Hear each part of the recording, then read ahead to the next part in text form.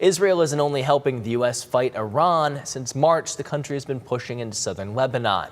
They say it's to hunt Hezbollah terrorists, but Lebanese-Americans here in Toledo took to the streets today, calling Israel's attacks an invasion and called for an end to America's support of the Israeli military. Dominique O'Neill was there and has more on what protesters are demanding. Dom, what can you tell us? Well, Michael, today more than a dozen people gathered at the intersection of Talmadge and Sylvania Avenue in West Toledo to voice concerns over the violence in Lebanon and how they say U.S. support and our tax dollars play a role. Hands off Lebanon! Hands off Lebanon! Chants echoed through West Toledo as protesters gathered with a clear message: stop the violence and stop funding it.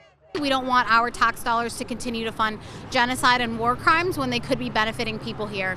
Protesters say they're raising concerns about the actions of the Israeli military. According to govfacts.org, nearly $4 billion from the United States goes to the country every year. And these protesters say those tax dollars are being spent on unnecessary bloodshed. And we do not want our tax dollars funding Israel. So that means an arms embargo on Israel. That means lifting the siege on Gaza. And that means hands off Iran, hands off Lebanon. We don't want our money going towards war and genocide.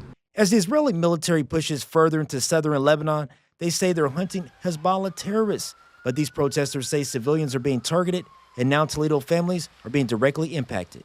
And there are several families in Toledo who have lost family members in Lebanon.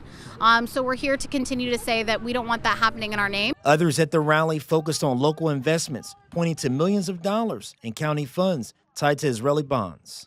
We're here for divestment.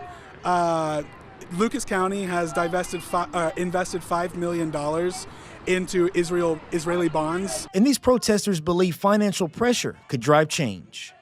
In our world today, money is king. If we can push the effort and start a wave of divestment, maybe the real rulers of the United States, the Palantirs, the Lockheed Martins, maybe they'll start to listen to us and war won't become such a fashionable thing.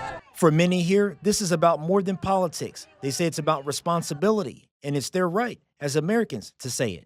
I think it's important to be standing out here today and exercising our First Amendment right while we have it.